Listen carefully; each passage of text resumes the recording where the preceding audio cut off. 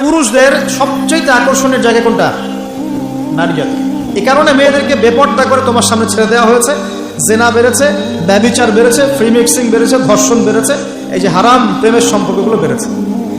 যুবকেরা তাদের জীবনের উদ্দেশ্য ভুলে গেছে। আমার কথা কি বুঝতে পারছেন?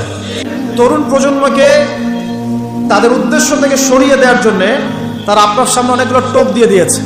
দেখাবো টোপ কয়েকটা। 1 নম্বর টোপ দিয়েছে মেয়ে নারী জাতি। মেয়েদেরকে বেপর্দা করে তোমার সামনে উপস্থাপন করে দিয়েছে, ফ্রি মিক্সিং। এখন তুমি আর ঈমান ধরে রাখতে পারছো না। এটা পরিকল্পিত ছিল, কারণ আল্লাহ পাক বলেন যুজ্জিনা লিন-নাস হুব্বুশ শাহাওয়াতি মিনান নিসা। মানুষের জন্য সবচেয়ে যে আকর্ষণীয় বিষয়গুলো তার মধ্যে 1 নম্বর হচ্ছে মহিলা, মানে মেয়ে, নারী জাতি। এটা আমাদের কাছে সবচেয়ে আকর্ষণীয়। আল্লাহ পাকের সবচেয়ে সুন্দর সৃষ্টিকে মানুষ না, মানুষের মধ্যে আল্লাহ পাকের সবচেয়ে শ্রেষ্ঠ সৃষ্টিকে নারী জাতি। আল্লাহ পাক তাদেরকে সুন্দর করে সৃষ্টি করেছেন, তাই না কি? এই কারণে পুরুষদের সবচেয়ে আকর্ষণের জায়গা কোনটা? নারী জাতি। এই কারণে মেয়েদেরকে বেপর্দা করে তোমার সামনে ছেড়ে দেওয়া হয়েছে। জেনা বেড়েছে, ব্যভিচার বেড়েছে, ফ্রি মিক্সিং বেড়েছে, ধর্ষণ বেড়েছে, এই যে হারাম প্রেমের সম্পর্কগুলো বেড়েছে। যুবকেরা তাদের জীবনের উদ্দেশ্য ভুলে গেছে। আমার কথা কি বুঝতে পারছেন? আচ্ছা, এটা 1 নম্বর। 2, মাদক। যুবকদের সামনে মাদকের সহজলভ্যতা। চাইলেই হাত বাড়ালেই মাদক, হাত বাড়ালেই ইয়াবা, হাত বাড়ালেই ফেন্সিডিল, হাত বাড়ালেই হেরোইন, তাই না? কথা ঠিকটা বেঠিক? যদি কেউ চায় যে আমি আজকে রাত্রে মাদক খাবো, সে পারবে? হাত বাড়ালেই পারবে। এখনকার সমাজ এমন, যদি কেউ চায় যে আজকের রাত্রে আমি পতিতালয়ে গিয়ে রাত কাটাবো, সে পারবে? 500 টাকা 1000 টাকার বিনিময়ে মানুষ এখন জেনা করতে পারে না? 5 টাকা 10 টাকা 50 100 টাকা দিয়ে মানুষ এখন ইয়াবা কিনে খেতে পারে। আর যারা সীমান্তবর্তী অঞ্চলে আছেন তারা আরো ভালো জানেন আমার কথা কতটুকু সত্য কতটুকু মিথ্যা। যুবকদের সামনে মাদক এমনি দেওয়া হয় নাই। উদ্দেশ্য কি? তোমার দ্বারা ইসলামের বিজয় সম্ভব ছিল। মাদক সেবন করায় তোমাকে সরাই দিয়েছে ওই রাস্তা থেকে। কথা বুঝতে পারছো? খুব সতর্ক। 3 নাম্বার, জুয়া। তোমার সামনে জুয়া দিয়ে দিয়েছে। জুয়া, ফুটবল বিশ্বকাপ হইলে জুয়া, IPL হইলে জুয়া, BPL হইলে জুয়া, ফুটবল FIFA হইলে জুয়া। জুয়া খেলে না মানুষ। আর যে যুব সমাজ তাদের জীবনের উদ্দেশ্য জানে না, তাদের পক্ষেই সম্ভব এইসব মেসি, আর্জেন্টিনা, ব্রাজিল এইসব নিয়ে ব্যস্ত থাকে। যারা নিজেদের জীবনের উদ্দেশ্য জানে তাদের জন্য কোশ্চিনকালেও এখানে সময় নষ্ট করা সম্ভব না। দুনিয়ার জীবনটা কি খেলতামাশা? দুনিয়ার জীবনটা কি খেলতামাশার জন্য? আল্লাহ পাক যে হায়াতটা দিয়েছেন, ধরেন 50, 60 বা 100 বছর, এই হায়াতটা কে দিয়েছেন? এই সময়টার মালিক কে? তাহলে আল্লাহ যদি সময়ের মালিক হয়, আমি কেন সময় 1 ঘন্টা অপচয় করবো ওখানে বসে বসে? এই সময়টাকে আমার নাকি? সময়টা আমার বাপের নাকি? সময়টা কার? আল্লাহর দেওয়ার সময় আমি টিভি সেটের সামনে বসে বসে 1.5 ঘন্টা নষ্ট করে ফেললাম। খেললো 2টা দল, তালি বাজাচ্ছে আমি, মাশাআল্লাহ। কালকে দেখলাম কক্সবাজার থেকে আসার সময় রাস্তা ব্লক, পুরা একটা দল জিতেছে, পুরো রাস্তা ব্লক, হাঁটা যাচ্ছে না, মিছিল, পাগলের মতো মানুষ মোটরসাইকেলে ছুটছে, গাড়ি নিয়ে ছুটছে, সিগারেট খাচ্ছে, আরো যে কি খাচ্ছে, মেয়ে নিয়ে ঘুরছে, আর একটা পতাকা নিয়ে ঘুরছে। যে দেশের পতাকা নিয়ে ঘুরছে ওই দেশ জানেও না মনে হয় যে এই দেশে এই আমার সাপোর্টার আছে। হ্যাঁ, আর খেয়াল করে দেখবেন এই আয়োজনগুলো এখন করানো হচ্ছে মুসলিম দেশগুলোকে দিয়ে। মানে মুসলমানদের অবস্থা থেকে এখন মনে হচ্ছে সুবহানাল্লাহ, যে হারাম একটা কাজকে জায়েজ করার যে কত তরিকা বের হয়েছে। এখন একটা মুসলিম কান্ট্রি জিতেছে, মানে ভাবখানা এমন যে এই জেতার ফলে আমরা ইসলামী খেলাফত কায়েম করে ফেলেছি। বিষয়টা কি জানেন? আমাদেরকে এই খেলাধুলার অহেতুক কাজে ব্যস্ত করে দিয়ে ওরা ওদের এজেন্ডা বাস্তবায়ন করছে। দেখবেন যখন রমজান মাস আসে তখন দেখবেন মুসলিম কান্ট্রির উপর নির্যাতন বাড়ে। যখন বড় বড় ইভেন্ট হয়, ওয়ার্ল্ড কাপ, এটা সেটা, দেখবেন ভিতরে মুসলিম কান্ট্রির উপর নির্যাতন বাড়তে থাকে। মানুষ একদিকে তাকায় থাকে আর একদিকে উদ্দেশ্য সাধন করতে থাকে। বুঝাচ্ছি বিষয়টা। আপনার 5টা বাচ্চা আছে মনে করেন, খুব জ্বালায়, কান্নাকাটি করে, হইচই করে, আর আপনি মোবাইল ফোনটা বের করে দিয়ে বলেছেন বাবা বস, তোরা 5 জন মিলে একটা কার্টুন দেখ, আমি একটু কাজটা করি। দিয়ে দিলেন, ও কার্টুন দেখছি চুপচাপ, কেউ কোনো ডিস্টার্ব নাই। আর বুঝতে পারছেন? আর এই যে বাচ্চাগুলো কার্টুন দেখছে না, এগুলো হচ্ছে আমরা। এখন আর ওই যে কাজ করছে বাপ, এটা হচ্ছে ওরা, পশ্চিমারা। আমার কথা কি বুঝতে পারেন? আচ্ছা, আমি সহজ করার চেষ্টা করছি। প্রিয় যুবক ভাইরা, মেয়ে তো উন্মুক্ত করে দিয়েছেই, মাদক তো দিয়েছেই, জুয়া দিয়েছে, অহেতুক এসব খেলতামাশা দিয়েছে তোমার সামনে, তোমার সময় কেড়ে নেওয়ার জন্য, তোমার হায়াত কেড়ে নেওয়ার জন্য। তোমার মূল্যবান হায়াত, যে হায়াতটাকে তুমি আল্লাহর পথে দাওয়াতের কাজে ব্যয় করবা, দিন চর্চার কাজে ব্যয় করবা, আল্লাহর ইবাদতের কাজে ব্যয় করবা, আমর বিল মারুফ নাহি আনিল মুনকারের কাজ করবা, এই সময়টা ওরা কেড়ে নিয়েছে তোমার কাছ থেকে। বুঝতে পারছো না তুমি? আবার নেশা দিয়ে তোমার ভিতরটা নষ্ট করে ফেলেছে, জেনা দিয়ে তোমার অন্তরের নূর নষ্ট করে দিয়েছে, প্রিমিক্সিং দিয়ে জেনা এবং তোমার যে পবিত্রতা, চারিত্রিক পবিত্রতা নষ্ট করে দিয়েছে। আরো দিয়েছে পর্নোগ্রাফি। বেশিরভাগ যুব সমাজ এখন বাসায় গিয়ে রাতের বেলা পর্ন দেখে।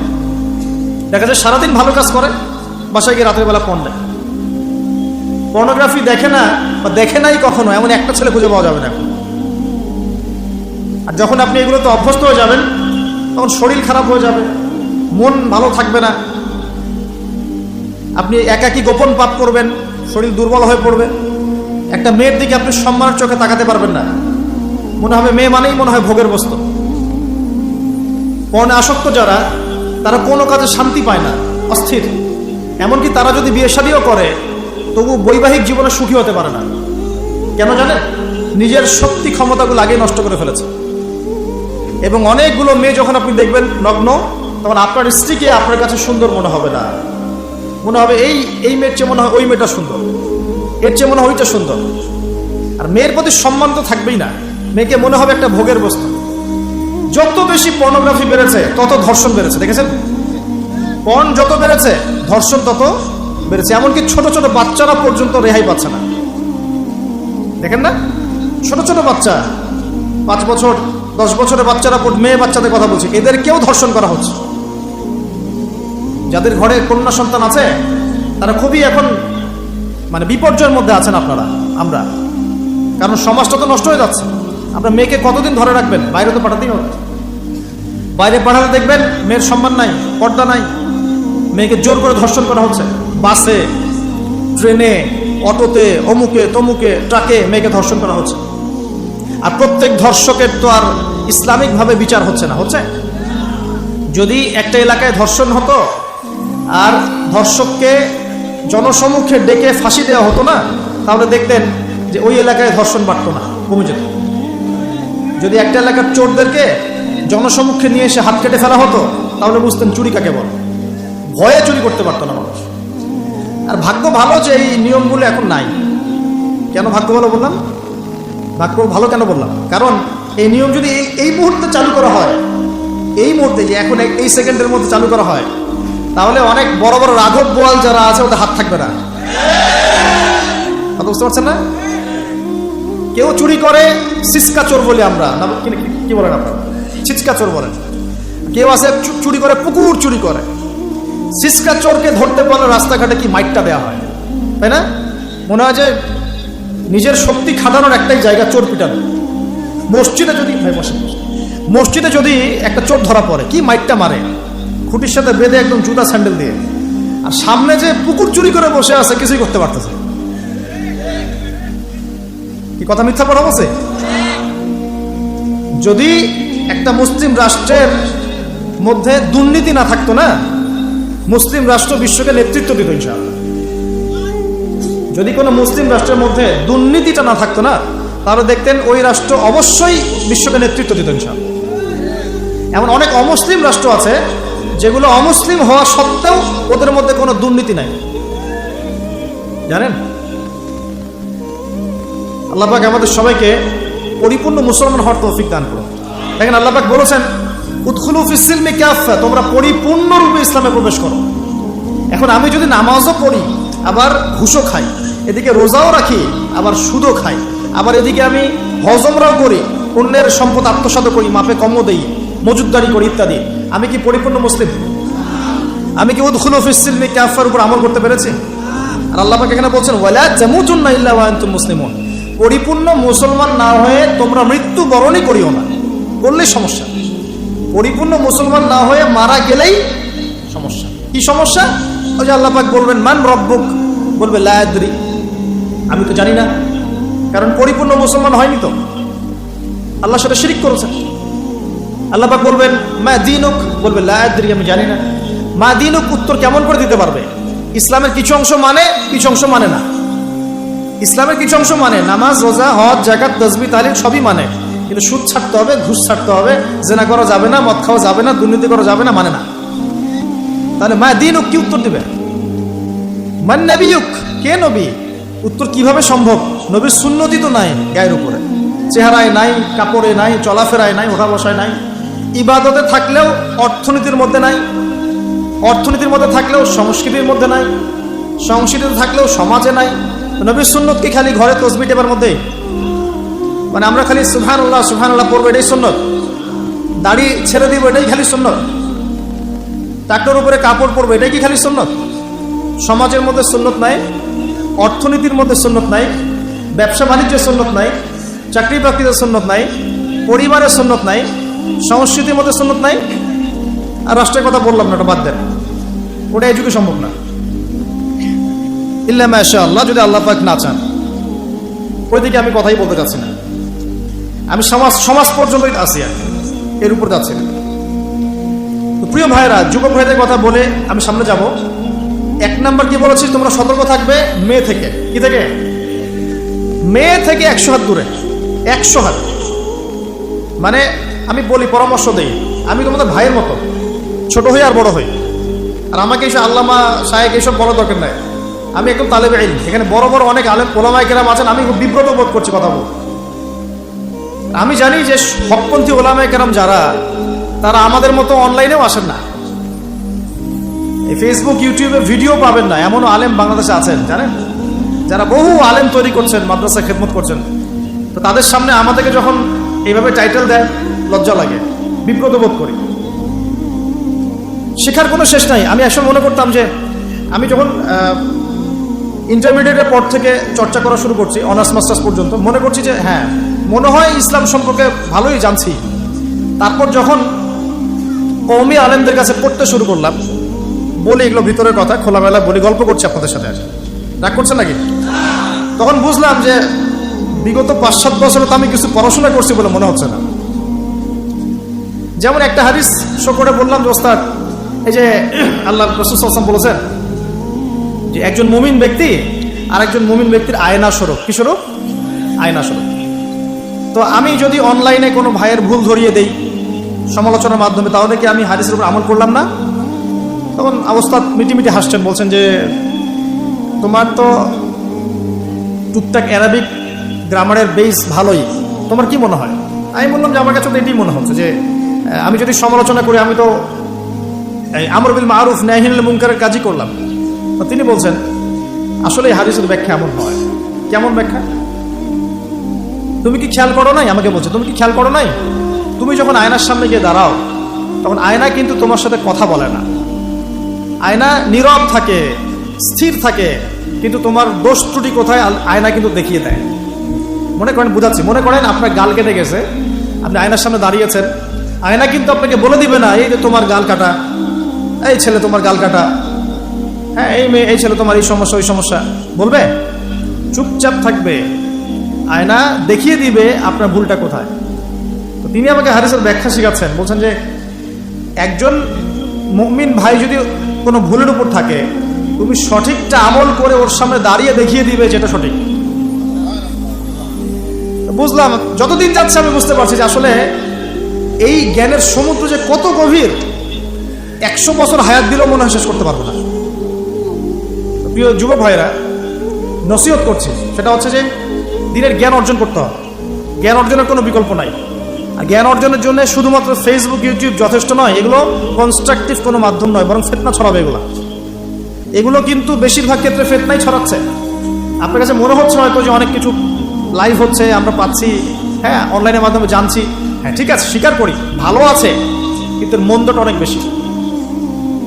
এর মধ্য দিয়ে আলেমে বিভক্তি হয়ে গেছে, এর মধ্য দিয়ে একে অপরের সাথে আমাদের সম্পর্ক নষ্ট হয়ে যাচ্ছে, গীবত, তহমত, সমালোচনা, কাদা ছড়াছড়ি সংস্কৃতি বাড়ছে, ঐক্য বিনষ্ট হচ্ছে, অনেক সমস্যা হচ্ছে। আর এগুলো কনস্ট্রাকটিভ সিলেবাস নয়। সিলেবাস আপনাকে ওলামায়ে কেরামের কাছে এসে জানতে হবে।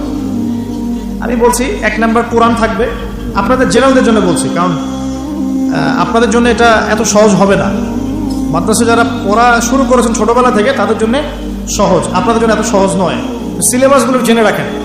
কোরআন পড়তে হবে আগে, পবিত্র কোরআনের বিশুদ্ধ তেলাওয়াত শিখতেই হবে, এবং প্রত্যেক দিন চেষ্টা করবেন 1 পৃষ্ঠা 2 পৃষ্ঠা আধা পারা 1 পারা করে তেলাওয়াত করার জন্য। তেলাওয়াতের কোনো বিকল্প নাই, প্রত্যেক হরফে 10 নেকি পাবেন ইনশাআল্লাহ। এরপরে এর ভাষা আছে, কোরআনিক গ্রামার আছে, নাহু সরফ। আর এই বইগুলো আপনি একা পড়তে পারবেন না, এই বইগুলো পড়তে হলে উস্তাদ লাগবেই। এক একটা বই 2 বছর করে পড়তে হইতে পারে, পড়তে হবে। যদি আপনি কোরআন জানতে চান, বুঝতে চান, পড়তে হবেই।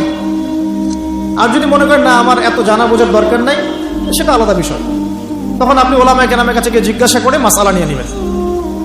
এখানে একটা কথা বলে দিই, এখন আবার একটা নতুন আমি ফিতনাই বলবো বের হয়েছে যে আলেম ওলামার প্রয়োজন নাই, কোরআন হাদিস বাসায় পড়বা, নিজে একা একাই মুস্তাহিদ হয়ে যাবা। অনেক দিনী ভাইকে দেখছি আমি, যুবক ইয়াং, তার আগে বিপদগামী ছিলেন, হেদায়েত হয়ে ইসলামের দিকে এসেছেন, এখন প্রথমেই সহিহ বুখারী টান দিয়ে পড়া শুরু করেন। কে বললো আপনাকে প্রথমে সহিহ বুখারী পড়তে? আপনি কি এক লাভ দিয়ে এই মেডিকেল সায়েন্সের বই পড়তে যাবেন? এত কঠিন বই আগে কেন? এই বইগুলো পড়তে ওলামায়ে কেরামে 15-20 বছর সময় লাগে। 15-20 বছর সময় লাগে, 15 বছর বেশি বলে ফেলছে মনে হয়। আমাদের মতো হলে 20 বছর লাগবে। কঠিন বই আগে না, আগে সহজ বইগুলো পড়তে হতো। তো ভাবখানা তখন দেখা যায় এমন, কয়েকটা হাদিসের কিতাব পড়ে, কোরআনের কিছু অনুবাদ করে, আলেম ওলামার আর দরকার নাই, কোনো মাযহাবেরও দরকার নাই, আমি নিজে একাই মুস্তাহিদ। এটা একটা ফিতনা চলছে। তো আমি বুঝাচ্ছি আপনাকে, একটা মাসআলা ধরেন আপনার সামনে আসলো, মনে করেন ওই যে আমি পেপার মানি নিয়ে কথা বলেছিলাম না, কাগজের টাকা, এরপর আসছে ক্রিপ্টোকারেন্সি। কি আসছে? নাম শুনেন নাই? ইলেকট্রনিক মানি তো চলে আসছে, যে ইলেকট্রনিক মানি দিয়ে আপনারা লেনদেন করছেন না, এরপরে আসবে ক্রিপ্টোকারেন্সি মানে বিটকয়েন। এগুলো ভবিষ্যৎবাণী না, কিন্তু কিছু মানুষ মনে করে এগুলো ভবিষ্যৎবাণী। এগুলো ভবিষ্যৎবাণী না, এগুলো বর্তমান। অলরেডি পৃথিবীর কিছু কিছু দেশে চলে আসছে, হয়তোবা এদেশেও অচিরে আসবে। 2টা হাদিস বলবো মেয়েদের জন্য। এখানে মা বোনরা আছে? নবী সাল্লাল্লাহু আলাইহি ওয়াসাল্লাম বলেছেন শেষ জামানার সবচেয়ে বড় ফিতনার নাম কি বলেন? না, মাসিহুদ দাজ্জাল। কি নাম? মাসিহুদ দাজ্জাল। এই পৃথিবীর সমস্ত ফিতনা একত্রিত করলেও দাজ্জালের মতো কিন্তু হবে না। এই দাজ্জালের অনুসারী হবে এক শ্রেণীর নারী। মাসিহুদ দাজ্জালের অনুসারী হবে এমন এক শ্রেণীর নারী যাদেরকে মুমিন পিতা, ভাই বা স্বামী ঘরে রাখতে পারবে না, তারা বাঁধন ছিঁড়ে বেরিয়ে যাবে। এখন কোন কারণে আপনি তাদেরকে বাসায় রাখতে পারছেন না, আপনি চিন্তা করেন। আর দাজ্জাল আসতে কতটুকু বাকি আছে আপনি ভাবেন, ভাবতে বলছি। আরেকটা হাদিস নবীজি বলেছেন, আমি এক শ্রেণীর নারীর কথা বলছি যাদেরকে আমি এখনো দেখি নাই, মানে 1400 বছর আগে তারা ছিল না পৃথিবীতে, তারা আসবে এক সময়, যারা জান্নাতে যাবেও না, জান্নাতের গন্ধ পাবে না, যদিও জান্নাতের গন্ধ 70 বছরের পর থেকে পাওয়া যায়। কারা তারা? নিসাউন কাসিয়াতুন আরিয়া, এমন নারী যারা কাপড় পরেও নগ্ন থাকে। কাপড় পরেছে বাট নগ্ন, মানে কাপড় পরার পরেও শরীরের সমস্ত কাঠামো দেখা যায়, বোঝা যায় জান্নাতে যাবে না, ঘ্রাণও পাবে না। মুইলাতুন মামেলাত, এরা নিজেরাও আকৃষ্ট হয়, অন্যকেও আকৃষ্ট করে। এখন আছে না 4 নাম্বার নারীর অবমাননা। এটা কি ওই আইয়ামে জাহিলিয়াতকে হার মানায়নি? একটা আন্ডারওয়্যার কিনতে যান, কার ছবি থাকে? ওই ছবি আন্ডারওয়্যার তো পরবেন আপনি, ওখানে মহিলা কি করছে? ইভেন একটা গাড়ি কিনতে যান, দেখবেন সেখানে একটা মডেল কে দাঁড়িয়ে আছে, ছেলে না মেয়ে? মাশাআল্লাহ। যেখানে যাবেন সেখানে। কাপড় কিনতে যান, দেখবেন মহিলার পুতুল রেখে দিয়েছে, ওই পুতুলের মধ্যে মেয়ের কাপড়টা না পরালে ব্যবসা হবে না ভাই। উসমান রাদিয়াল্লাহু আনহু ব্যবসা করেন নাই? আব্দুর রহমান বিন আউফ রাদিয়াল্লাহু আনহু ব্যবসা করেন নাই? দীর্ঘদিন আবু হানিফা রাহিমাহুল্লাহ তিনি ব্যবসা করেন নাই কাপড়ের?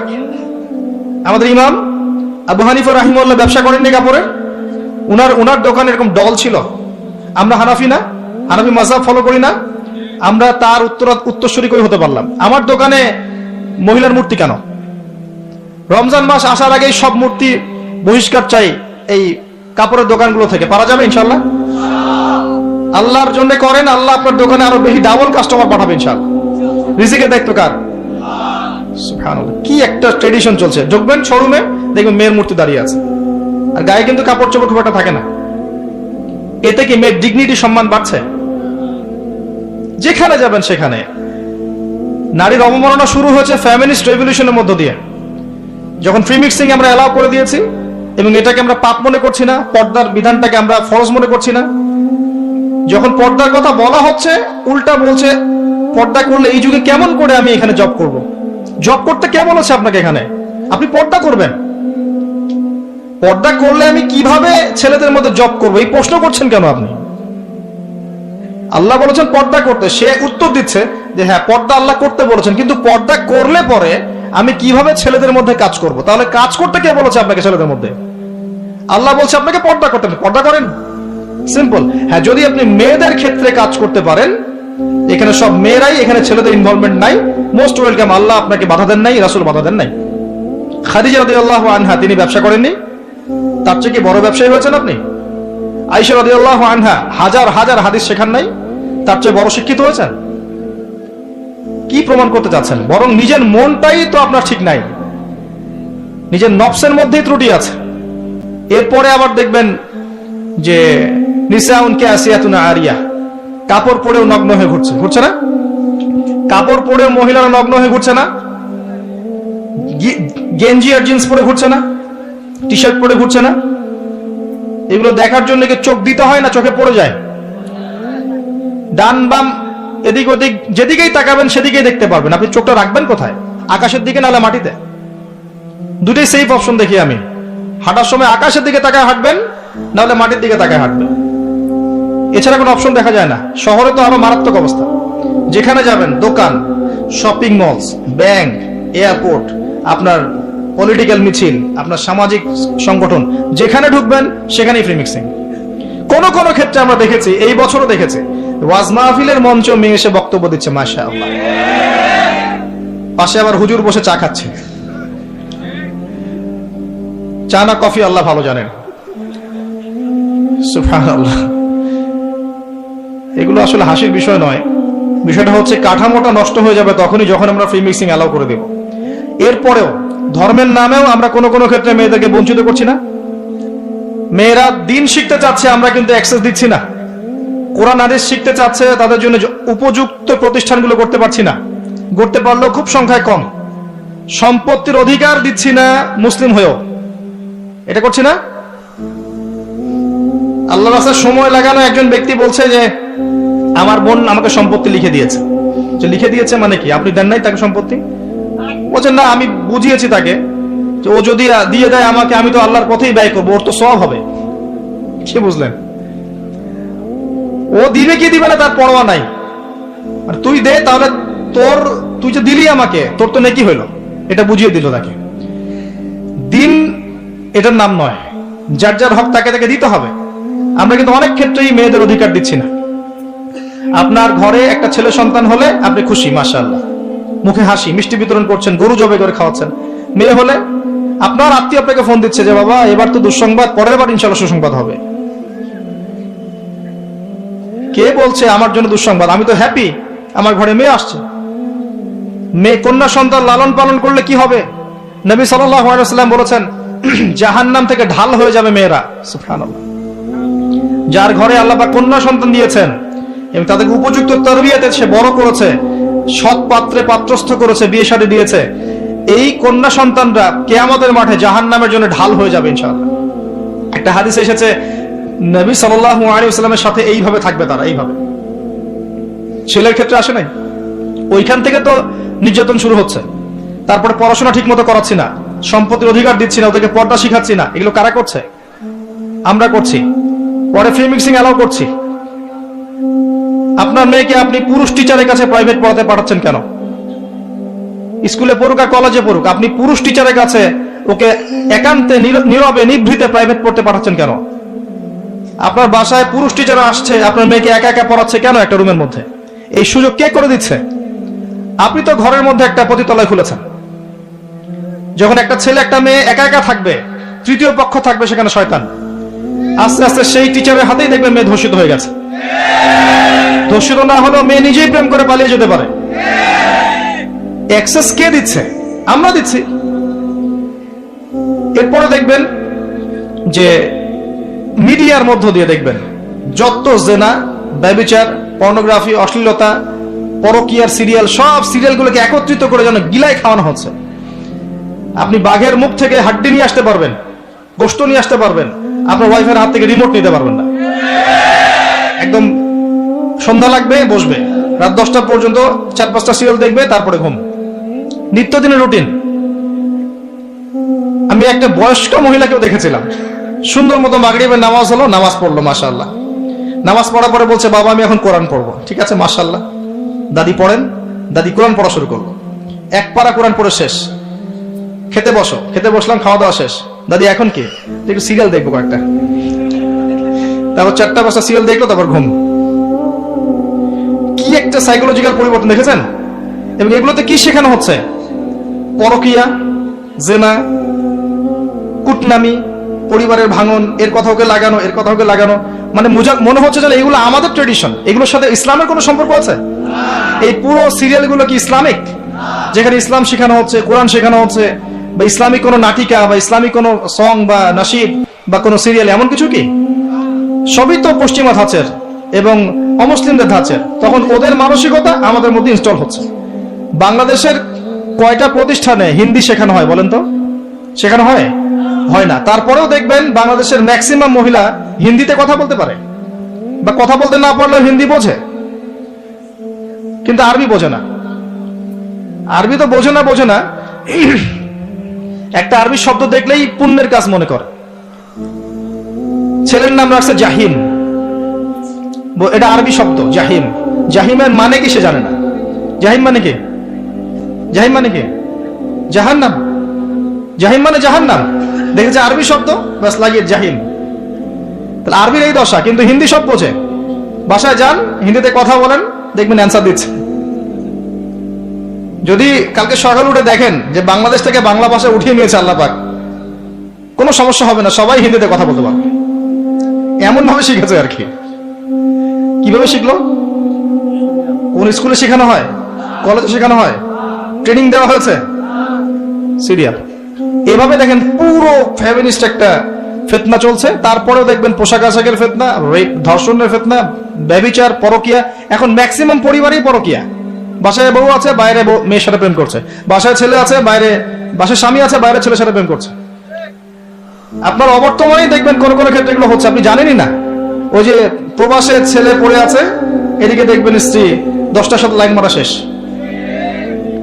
এবং শহর কেন্দ্রিক যারা উচ্চ ইয়াতে আছে আর কি, উচ্চ বংশী অনেক মহিলাদের জীবন তো দেখবেন বাঁধন ছাড়া। কি করছে না করছে ঠিক নাই, মোটর সাইকেল নিয়ে দাবড়ায় বেড়াচ্ছে, বারে যাচ্ছে, মদ খাচ্ছে, এখানে বন্ধুদের সাথে আড্ডা মারছে।